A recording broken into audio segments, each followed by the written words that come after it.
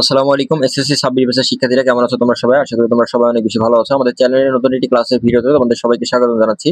তো আজকে আমরা মূলত আলোচনা করব তোমাদের জীবকোষ ও টিস্যু যে অধ্যায়টা আছে, অর্থাৎ তোমাদের বায়োলজি বইয়ের জীবকোষ ও টিস্যু, এটা তোমাদের দ্বিতীয় অধ্যায়। এই অধ্যায়ের আমি গত ক্লাসে একটা এমসিকিউ ওয়ান শট ক্লাস দিয়েছিলাম, যেখানে আমি আলোচনা করেছি এই অধ্যায়ের টপ 50 এমসিকিউ, এবং আজকে আমরা আলোচনা করবো এই অধ্যায়ের আরো বাকি 50 যে এমসিকিউ আছে, টোটাল 100 এমসিকিউ আমরা এই অধ্যায়টা কভার করে দেবো। তো আজকে আমরা বাকি যে 50টা এমসিকিউ রয়েছে সেই এমসিকিউ দিয়ে আমরা আজকের এই অধ্যায়ের যে এমসিকিউ টাইপ সম্পর্কিত যে প্রশ্নগুলো আছে সেগুলো আমরা সলভ করে দেওয়ার চেষ্টা করবো। তো চলো বেশি কথা না বাড়িয়ে আজকের ক্লাসটি শুরু করা যাক। তো এটাই হচ্ছে তোমাদের সেই এমসিকিউ স্লাইড, যেখানে আমি গত দিনে 50টা পর্যন্ত পড়াইছিলাম, অর্থাৎ প্রথম যে 50টা তোমরা দেখতে পাচ্ছ এটা কিন্তু গত ক্লাসে তোমরা পেয়ে যাবে।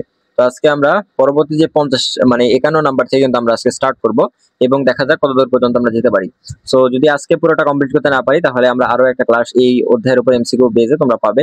আর যদি আজকে শেষ করতে পারি তাহলে আর এই অধ্যায়ের উপর কোনো ক্লাস আসবে না। তো প্রথমে দেখো 91 নম্বর প্রশ্ন যেটা আছে সেখানে বলেছে যে প্লাস্টিড থাকে কোন জীবের কোষে। আসলে প্লাস্টিড এটা কিন্তু উদ্ভিদ কোষের, ঠিক আছে, এটা একটা উদ্ভিদ কোষের উপাদান।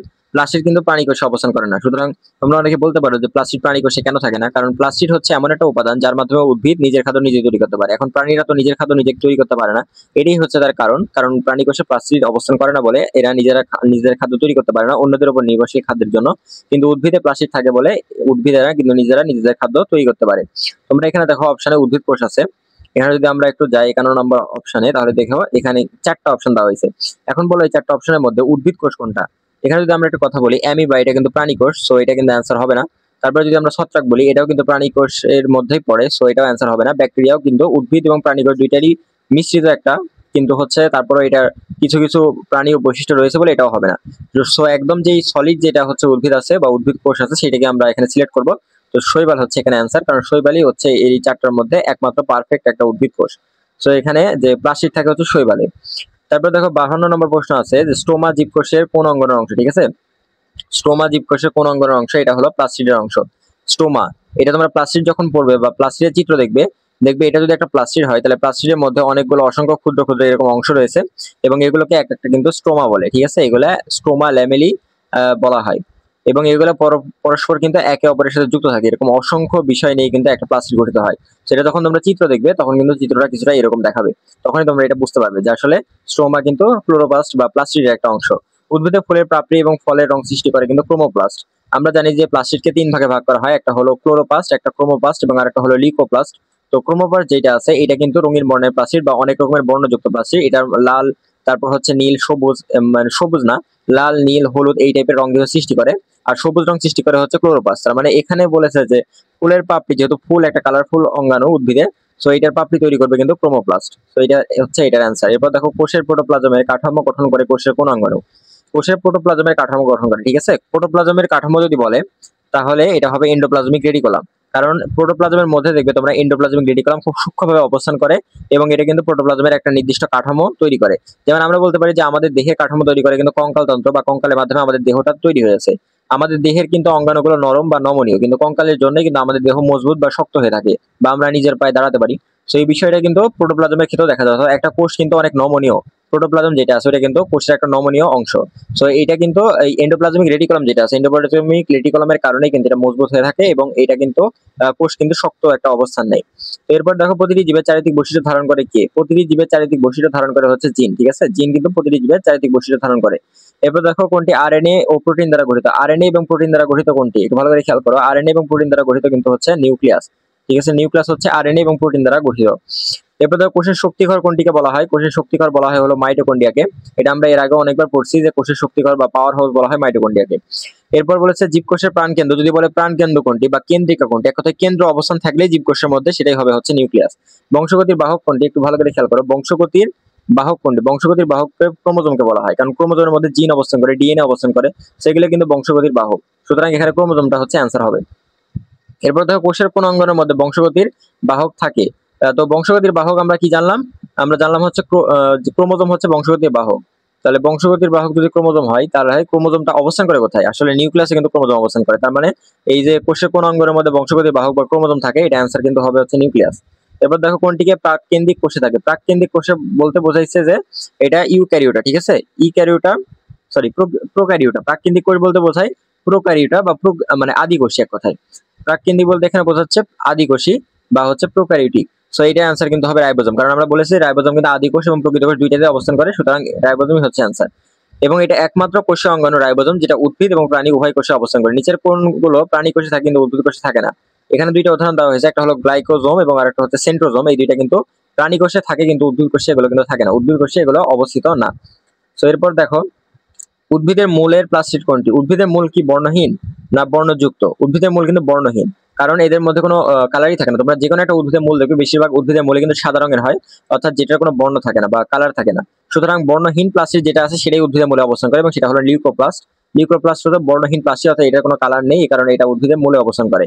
কোন কোষ অঙ্গাণুর জন্য উদ্ভিদ স্বভোজী হয়, অর্থাৎ নিজের খাদ্য নিজেই তৈরি করতে পারে? সেটা হলো ক্লোরোপ্লাস্ট। ঠিক আছে, সবুজ বর্ণের প্লাস্টিড, এটা মনে রাখবে, সবুজ কালি দিয়ে আমি টিক দিয়ে দিলাম 64 নম্বর। সেটা হচ্ছে ক্লোরোপ্লাস্ট যেটা আছে এটা হলো সবুজ বর্ণের প্লাস্টিড, এবং এই অঙ্গাণুর জন্য কিন্তু উদ্ভিদ স্বভোজী অর্থাৎ নিজের খাদ্য নিজেই তৈরি করতে পারে। এবার বলছে এনজাইম সমূহকে আবদ্ধ করে রাখে কোষের অন্যান্য অঙ্গাণু, এর কোন অঙ্গাণুটি হচ্ছে এনজাইম সমূহকে আবদ্ধ করে রাখে? তো এটার অ্যান্সার হলো লাইসোজোম। লাইসোজোম যেটা আছে ওইটা কিন্তু এনজাইম সমূহ আছে না, এগুলোকে আবদ্ধ করে রাখে। ঠিক আছে, এনজাইম সমূহকে আবদ্ধ করে রাখে হচ্ছে লাইসোজোম। তো এরপর দেখো, কোষ পর্দা কিরকম হবে? কোষ পর্দা হবে হচ্ছে সজীব। ঠিক আছে, কোষ পর্দা হয় সজীব।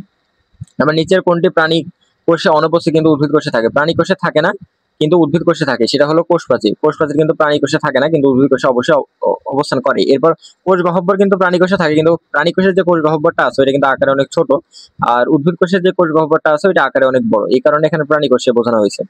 নিচের কোনগুলো উদ্ভিদ ও প্রাণী উভয় কোষে অবস্থান করে? এটা হচ্ছে নিউক্লিয়াস এবং হচ্ছে প্লাজমা মেমব্রেন। নিউক্লিয়াস এবং প্লাজমা মেমব্রেন এই দুইটা কিন্তু উদ্ভিদ এবং প্রাণী উভয় কোষে কিন্তু অবস্থান করে, মাথায় রাখবে। এবার বলছে নিচের কোন জীবের কোষ প্রাচীর প্রোটিন এবং লিপিড দ্বারা গঠিত হয়? এটা একমাত্র ব্যাকটেরিয়ায় আছে এরকম প্রাণী যে যার কোষ প্রাচীর হচ্ছে প্রোটিন প্লাস লিপিড দ্বারা গঠিত হয়। এটা অবশ্যই মাথায় রাখবে যে প্রোটিন বা আমিষ এবং হচ্ছে লিপিড দ্বারা গঠিত হয় কোন কোষ অঙ্গাণু? তো ব্যাকটেরিয়ার যে কোষের যে কোষ প্রাচীরটা আছে ওইটা কিন্তু প্রোটিন আর লিপিড দ্বারা গঠিত হয়। কারণ ব্যাকটেরিয়া হচ্ছে এদের মধ্যে একমাত্র আদিকোষী, আর আদিকোষী প্রাণীদের ক্ষেত্রে প্রোটিন আর লিপিড ব্যবহৃত হয় কোষ প্রাচীর তৈরির ক্ষেত্রে। আর দুইটি জীবের একটিকে উদ্ভিদ বলবে কোনটি থাকলে? দুইটি জীবের একটিকে উদ্ভিদ বলবে এর মধ্যে যদি ক্লোরোপ্লাস্ট থাকে, অর্থাৎ ক্লোরোপ্লাস্ট এমন একটা অঙ্গাণু বা প্লাস্টিড এমন একটা অঙ্গাণু যেটাই কিন্তু প্রাণী আর উদ্ভিদকে আলাদা করেছে। ঠিক আছে, একটাকে স্বভোজী করেছে এবং আরেকটাকে পরভোজী বা অন্যের উপর নির্ভরশীল তৈরি করেছে। তো এরপর দেখো, মানবদেহের দীর্ঘতম কোষ কোনটি? মানবদেহের দীর্ঘতম কোষকে বলা হয় হচ্ছে আমাদের ব্রেনের মধ্যে যে নিউরন সেল আছে না, নিউরন সেল বা ব্রেনের যে কোষটা আছে ওইটাকে বলা হয় মানবদেহের দীর্ঘতম কোষ। ঠিক আছে, মাথায় রাখবে। এবার বলছে নিচের কোন কোষ অঙ্গাণুটি উদ্ভিদ কোষে থাকে? নিচের কোন কোষ অঙ্গাণুটি উদ্ভিদ কোষে থাকে? এটা হলো লাইসোজোম। লাইসোজোম হলো উদ্ভিদ কোষে অবস্থান করে। এরপর বলছে উদ্ভিদ কোষ প্রাচীর সম্বন্ধে নিচের কোন তথ্যগুলো সঠিক? কোষ প্রাচীর সেলুলোজ যুক্ত। তারপর মাইটোকন্ড্রিয়ার ভেতরে কেপ চক্র সংঘটিত হয়, এটা অবশ্যই গুরুত্বপূর্ণ একটা প্রশ্ন, এটা পরীক্ষায় আসতে পারে যে মাইটোকন্ড্রিয়ার ভেতরে কোন চক্র সংঘটিত হয়। ঠিক আছে, মাইটোকন্ড্রিয়ার ভেতরে ক্রেবস চক্র যেটা আছে ক্রেবস চক্র সংঘটিত হয়। সো যদি প্রশ্নে বলে যে মাইটোকন্ড্রিয়ার ভেতরে কোনটি সংঘটিত হয় তাহলে এটা অ্যান্সার হবে ক্রেবস চক্র। তারপর কোন তথ্যটি সঠিক? দেখো এখানে 4টা তথ্য দেওয়া হয়েছে, আমরা একটা একটা করে সিরিয়ালি এগুলো করব যে কোনগুলো আসলে সঠিক। দেখো বলছে কোন তথ্যটি সঠিক। 1 নম্বর বলেছে ক্লোরোপ্লাস্ট ক্লোরোফিল বিহীন। ক্লোরোপ্লাস্ট কি ক্লোরোফিল বিহীন? না, তার মানে এটা কিন্তু ক্রস, ভুল। তারপর বলছে যে মাইটোকন্ড্রিয়া ক্লোরোফিল যুক্ত। মাইটোকন্ড্রিয়ার মধ্যে ক্লোরোফিল থাকে না, ক্লোরোফিল থাকে হচ্ছে ক্লোরোপ্লাস্টে বা প্লাস্টিডে থাকে এক কথায়। তারপর 3 নম্বর বলছে ক্লোরোপ্লাস্টে গ্রানা থাকে। হ্যাঁ, এটা রাইট, অবশ্যই ক্লোরোপ্লাস্ট বা প্লাস্টিডে গ্রানা অবস্থান করে। গ্রানা হচ্ছে এক ধরনের কোষাঙ্গন যেখানে সূর্যালোক আবদ্ধ হয়, অর্থাৎ সূর্যের আলো এসে ওখানে পড়ে, এবং এই প্লাস্টিডের মধ্যে বা ক্লোরোপ্লাস্টের মধ্যে গ্রানাটাতেই কিন্তু সূর্যের আলোটা অবস্থিত হয়, এবং সৌরশক্তি এখান থেকে কিন্তু রাসায়নিক শক্তিতে রূপান্তরিত হয়, যার ফলে উদ্ভিদ কিন্তু খাদ্য রূপান্তরিত করতে পারে। লাস্টে এটা তো হবেই না, অ্যান্সারটা হচ্ছে 3 নম্বর। তো এরপর দেখো, এরপর যদি আমরা কথা বলি এন্ডোপ্লাজমিক রেটিকুলামের প্রধান কাজ কি? এন্ডোপ্লাজমিক রেটিকুলামের প্রধান কাজ কি? এন্ডোপ্লাজমিক রেটিকুলামের প্রধান কাজ হচ্ছে প্রোটিন সংশ্লেষণ করা। ঠিক আছে, এন্ডোপ্লাজমিক রেটিকুলামের প্রধান কাজ কি? প্রোটিন সংশ্লেষণ করা। কোষের প্রোটিন উৎপাদনের ফ্যাক্টরি বলা যায় যে প্রোটিন উৎপাদনের ফ্যাক্টরি, প্রোটিন ফ্যাক্টরি, এটা কিন্তু রাইবোজোম। যদি বলে যে প্রোটিন তৈরি করে কোথায়, তাহলে এখানে অ্যান্সারটা হবে কি? রাইবোজোম হবে। ঠিক আছে, প্রোটিন তৈরি করে রাইবোজোমে। তারপর কি বলেছে লাইসোজোমের প্রধান কাজ কি? লাইসোজোমের প্রধান কাজ হলো শক্তি উৎপাদন করা। না, শক্তি উৎপাদন করা কিন্তু মাইটোকন্ড্রিয়ার কাজ, তার মানে এটা কিন্তু লাইসোজোমের কাজ না। তারপর দেখো ক্ষরণ করা, না, এটাও অ্যান্সার হবে না। কাঠামো গঠন করা, না, দেহের কাঠামো গঠন করা লাইসোজোমের কাজ না। লাইসোজোমের কাজ হলো পরিপাকে অংশ না। তারপর বলছে কোনটিতে নিউক্লিয়াস, বলেছে কোনটি নিউক্লিয়াস অনুপস্থিত বা নিউক্লিয়াসে অবস্থান করে না। নিউক্লিয়াসে অনুপস্থিত মানে নিউক্লিয়াসে থাকে না কোনটি? অক্সিজম। এটা থাকে কোথায়? মাইটোকন্ড্রিয়াতে থাকে, এটা মাথায় রাখবে। অক্সিজম হলো মাইটোকন্ড্রিয়ার অংশ।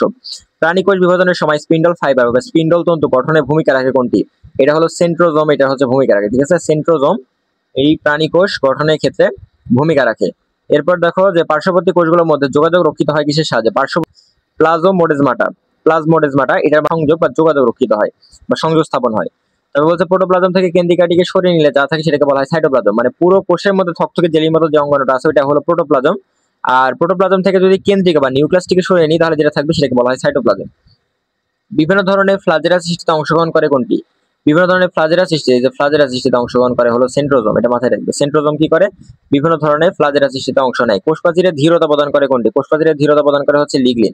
এবার বলছে উচ্চশ্রেণীর উদ্ভিদের ক্ষেত্রে কোষপ্রাচীর রাসায়নিক উপাদানগুলো কি কি থাকে? একটা জিনিস খেয়াল করো যে উচ্চশ্রেণীর উদ্ভিদ বলতেই বোঝায় যে আধুনিক যেগুলো উদ্ভিদ আছে, যেমন বড় বড় বৃক্ষ যেগুলো আছে, যেমন আম গাছ, কাঁঠাল গাছ, জাম গাছ, এই টাইপের যে বৃক্ষগুলো আছে এগুলোর কোষপ্রাচীরে কি পরিমাণ রাসায়নিক বা কি রাসায়নিক উপাদান থাকে? তোমরা মাথায় রাখবে যে উচ্চ শ্রেণীর উদ্ভিদের ক্ষেত্রে সেলুলোজ এবং পেকটিন থাকে।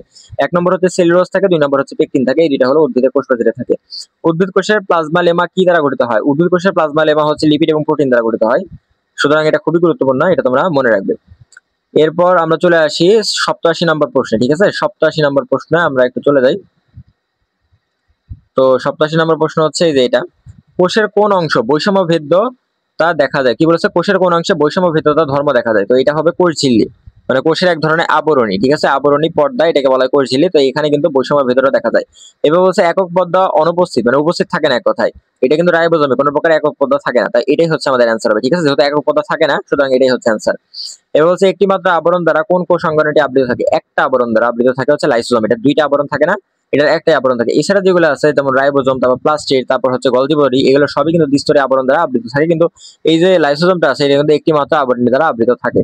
তারপর কি বলছে? প্লাস্টিডে উপস্থিত থাকে কোনটি? প্লাস্টিডে উপস্থিত থাকে থাইলাকয়েড থাকে, তারপর গ্রানা থাকে, গ্রানাম চক্র থাকে, স্ট্রোমা থাকে, তারপর ম্যাট্রিক্স থাকে। এই কয়েকটা, এই যে কয়েকটা পাঁচটার মতো উদাহরণ বললাম, এগুলো কিন্তু প্লাস্টিডে টোটাল উপস্থিত থাকে। তার মানে এর মধ্যে একটা হলো থাইলাকয়েড বা বা হচ্ছে গ্রানাম চক্র বলা হয়। তো এটা কিন্তু উপস্থিত থাকে। এরপর বলেছে কি থাইলাকয়েড কোন কোষ অঙ্গাণুর? এই যে প্লাস্টিড বা ক্লোরোপ্লাস্টের। এবার বলছে ক্লোরোপ্লাস্টের মধ্যে ক্লোরোফিল নামক রঞ্জক পদার্থ কোথায় থাকে? যে গ্রানায় থাকে, যেখানে সূর্যরশ্মি আবদ্ধ হয়। আর মাইটোকন্ড্রিয়া কি বলেছে? অন্তঃপর্দার ভাঁজগুলোকে কি বলা হয়? যে ভাঁজ যেগুলো আছে সেগুলোকে ক্রিস্টি বলা হয়। মাইটোকন্ড্রিয়ার মধ্যে ক্রিস্টি অবস্থান করে, ঠিক আছে, অক্সিজেন অবস্থান করে, তারপর ম্যাট্রিক্স অবস্থান করে, তারপর এক ধরনের ঝিল্লি বা পর্দা আবরণী অবস্থান করে, এগুলো হচ্ছে মাইটোকন্ড্রিয়ার মধ্যে অবস্থান করে। তো যেটা ভাঁজযুক্ত অঙ্গাণু সেটাকে ক্রিস্টি বলা হয়। এবার হচ্ছে অক্সিজম কোন কোষ অঙ্গাণুর অংশ? অক্সিজম হলো মাইটোকন্ড্রিয়ার এক ধরনের অন্তঃপর্দা অবস্থান করে, ঠিক আছে। এবার বলছে রাইবোজোমের কাজ কি? রাইবোজোমের কাজ হলো প্রোটিন সংশ্লেষণ করা।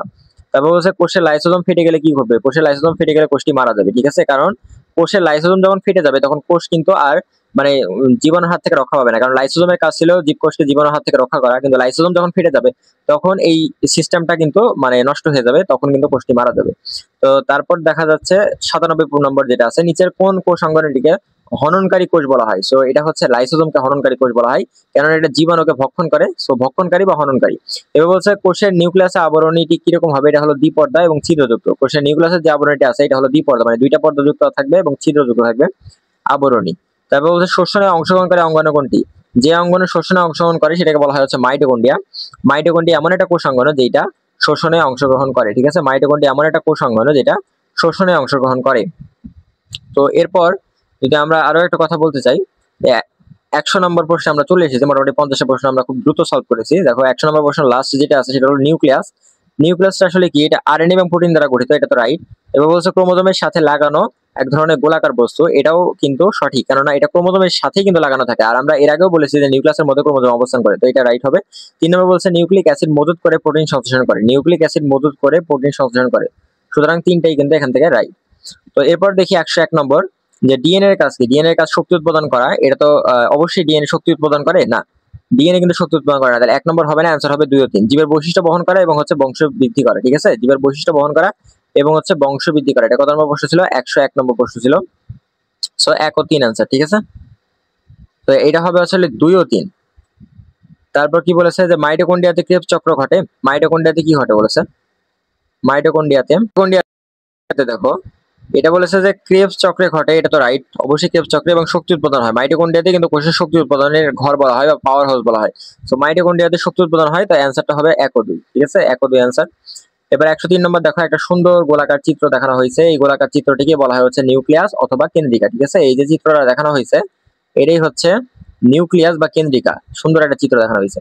তো এই নিউক্লিয়াস থেকে প্রশ্ন করবে, দেখো যে চিত্রে কোষের অঙ্গাণুটি যেটি ধারণ করে, ক্রোমোজোম ধারণ করে, নিউক্লিয়াসের মধ্যে ক্রোমোজোম অবস্থান করে। তো 1 নম্বরটা রাইট। প্রোটিন ধারণ করে, এটাও রাইট, কিন্তু শর্করা ধারণ করে, নিউক্লিয়াস শর্করা ধারণ করে না। 1 ও 2 অ্যান্সার। তারপর বলছে এন্ডোপ্লাজমিক রেটিকুলাম রাইবোজোম যুক্ত করে লাইসোজোম সৃষ্টি করে। এন্ডোপ্লাজমিক রেটিকুলাম কি করে? রাইবোজোম যুক্ত করে, লাইসোজোম সৃষ্টি করে, না প্রোটিন সংশ্লেষণ করে? এখানে অ্যান্সারটা হচ্ছে রাইবোজোম যুক্ত করে। আর 3 নম্বর হলো প্রোটিন সংশ্লেষণ করে, লাইসোজোম কিন্তু সৃষ্টি করে না এন্ডোপ্লাজমিক রেটিকুলাম। তাই অ্যান্সার হচ্ছে তোমার 1 ও 3। এবার বলছে নিউক্লিয় বস্তু সাইটোপ্লাজমে ছড়ানো থাকে সবুজ শৈবালে, ব্যাকটেরিয়াতে নীলাভ সবুজ শৈবাল। এটা অ্যান্সার হবে ব্যাকটেরিয়া এবং নীলাভ সবুজ শৈবাল। ঠিক আছে, এই 2 ও 3 অর্থাৎ এগুলোই হচ্ছে আদিকোষী। সো আদিকোষীতেই কিন্তু এই নিউক্লিয় বস্তু বা হচ্ছে যেটা নিউক্লিয়াস আছে ওগুলো কিন্তু সাইটোপ্লাজমে ছড়ানো থাকে, নির্দিষ্ট কোনো আবরণী দ্বারা আবৃত থাকে না। এবার হচ্ছে উচ্চ শ্রেণীর উদ্ভিদের কোষ প্রাচীরের রাসায়নিক যে উপাদান আছে, অবশ্যই খ নম্বর যেটা আছে 2 নম্বর এটা হবেই, কারণ সেলুলোজ এবং লিগলিনে থাকে, এটা আগেও পড়াইছি। সুবেরিন থাকে কিন্তু কাইটিন থাকে না। ঠিক আছে, কাইটিনটা অবস্থান করে না। সো 2 ও 3 হবে, অ্যান্সার 2 ও 3 হবে। এবার হচ্ছে একটি পরিণত উদ্ভিদ কোষে কি থাকে? একটি পরিণত উদ্ভিদ কোষে থাকে হচ্ছে প্রোটোপ্লাজম থাকে একটি পরিণত উদ্ভিদ কোষে, এবং থাকে হচ্ছে কোষ প্রাচীর এবং হচ্ছে কোষ গহ্বর। ঠিক আছে, কি কি থাকে বললাম? প্রোটোপ্লাজম থাকে, থাকে হচ্ছে কোষ প্রাচীর এবং কোষ গহ্বর, এই দুইটা অবস্থান করে। একটা পরিণত উদ্ভিদ কোষে কখনো সেন্ট্রিওল অবস্থান করে, সেন্ট্রিওল কিন্তু প্রাণী কোষের একটা উপাদান। সো এটা কিন্তু উদ্ভিদ কোষে অবস্থান করবে না, অ্যান্সার হচ্ছে 1 ও 2। তো আজকের ক্লাসটি মূলত এই পর্যন্তই ছিল। তোমাদের কাছে কেমন লেগেছে? ক্লাসটি যদি অবশ্যই ভালো লেগে থাকে তাহলে কমেন্টে জানাবে এবং ভিডিওটিতে একটি লাইক করো, এবং আমাদের সাথে যুক্ত হতে চাইলে অবশ্যই সাবস্ক্রাইব করে যুক্ত হতে পারো। আমাদের চ্যানেলে তোমাদের বিভিন্ন টাইপের এডুকেশনাল ভিডিও আপলোড করা হয়, এবং তারই ধারাবাহিকতায় আজকে আমরা আলোচনা করলাম জীবকোষ ও টিস্যু নামক এই যে অধ্যায়টা ছিল তোমাদের, খুবই গুরুত্বপূর্ণ একটা অধ্যায়, এবং এখান থেকে বলা যায় যে তোমরা 100% সৃজনশীল প্রশ্ন পাশাপাশি নৈর্ব্যক্তিক অনেকগুলো প্রশ্ন কিন্তু তোমরা এসএসসি পরীক্ষায় পাবে। তো আজকে যারা আমাদের সাথে ক্লাস করলে আমি বলতে পারি যে তোমরা এখান থেকে অনেকগুলোই কমন পাবে আসলে পরীক্ষায়, কেননা এই প্রশ্নগুলোই ঘুরে ফিরে কিন্তু বারবার আসে পরীক্ষায়, বা বারবার রিপিট হওয়া প্রশ্ন, বা এগুলোই হচ্ছে একদম বেসিকের প্রশ্ন, যেগুলো থেকে পরীক্ষায় হুবহু কমন পাওয়ার কিন্তু এর আগেও রেকর্ড আছে, বা এখান থেকে কিন্তু পরীক্ষা হুবহু তোমরা কমন পেতে পারো। সো আশা করা যায় যে আমাদের সাথে তোমরা যুক্ত থাকবে এবং এই ক্লাসগুলো করার মাধ্যমে পরীক্ষা একটা ভালো রেজাল্ট নিয়ে আসবে। তো আজকের ক্লাসটি এই পর্যন্তই, দেখা হবে পরবর্তী নতুন কোনো ক্লাসে। সে পর্যন্ত সবাই অবশ্যই ভালো থাকবে। ধন্যবাদ সবাইকে।